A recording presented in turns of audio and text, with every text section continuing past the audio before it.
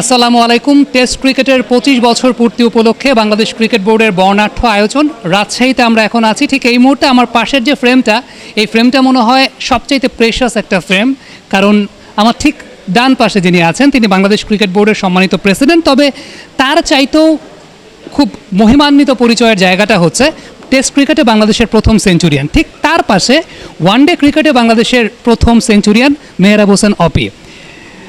বুলবুল ভাই, কখনো কি আপনাদের মধ্যে এই কম্পিটিশনটা হয় যে এখন তো যেহেতু হোয়াইট বল ক্রিকেটের এরা, আপনি প্রথম টেস্ট সেঞ্চুরিয়ান, উনি প্রথম ওয়ানডে সেঞ্চুরিয়ান, কখনো ডিবেটটা হয় যে কোন সেঞ্চুরিটা বেশি প্রেশাস?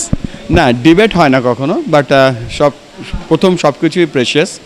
এবং এখন যদি কেউ টি-20 ক্রিকেট ফলো করে আর কেউ আমার ম্যাচটা অ্যানালাইসিস করে যে 500 বল খেলেছে, 8 ঘন্টা ব্যাটিং করেছে, বলবে এটা কোনো ইনিংস হলো। আবার অপির যে ইনিংসটা ছিল সেটা প্রেসিয়াস এই জন্য যে এখন টি-20 ক্রিকেটের সাথে 50-50 ক্রিকেটের কিছুটা মিল আছে, but test cricket is different cricket. এবং অফকোর্স কম্পেয়ার করি না কখনো, বাট দুজনের আমরা খুব ভাগ্যবান যে দুজনে সেঞ্চুরি করতে পেরেছিলাম বাংলাদেশের জন্য। অপি ভাই, কোন সেঞ্চুরিটাকে সুপিরিয়র মনে হয় আপনার কাছে, হোয়াইট বল ক্রিকেটের সেঞ্চুরি নাকি রেড বল ক্রিকেটের সেঞ্চুরি? ক্রিকেট খেলাটা যখন শুরু করেছিলাম তখন কিন্তু রেড বল ক্রিকেটেই শুরু করেছিলাম।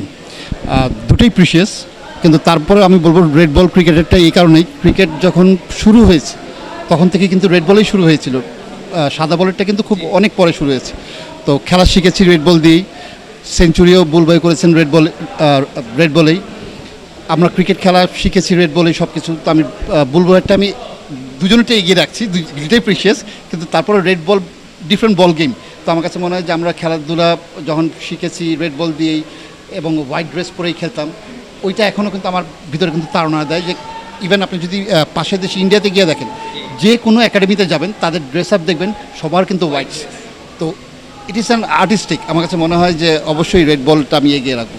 আর এখানে একটা জিনিস বলে রাখি যে মেহরাব হোসেন অপি কিন্তু আমাদের পথ দেখিয়ে দিয়েছে যে সেঞ্চুরি কীভাবে করতে হয়। তো হি ইজ দি পায়োনিয়ার। তারপরে আমি হয়তো টেস্টে সেঞ্চুরি করেছি, টি-20 সেঞ্চুরি আসছে।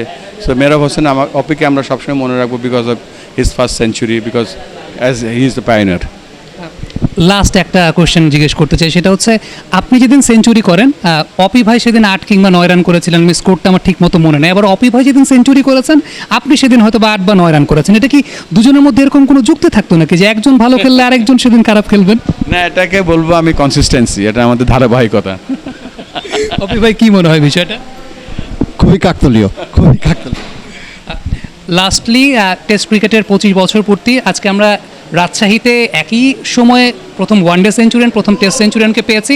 কি বার্তাটা আসলে আমরা দিতে চাচ্ছি পরবর্তী প্রজন্মের কাছে? দেখেন, ওই অপি যে কথাটা বললো কাকতালীয়, দেখেন আজকে 25 বছরের যে পূর্তি আমরা করতে যাচ্ছি দেশব্যাপী, এবং এই যে টেস্ট ক্রিকেটটা যে অরিজিনাল ক্রিকেট, টেস্ট ক্রিকেটের মাধ্যমে যে মানুষের টেম্পারামেন্ট, ধৈর্য, ক্রিকেট স্কিল কত প্রখর বা কত ডিপ থাকতে পারলে টেস্ট ক্রিকেট খেলতে পারে।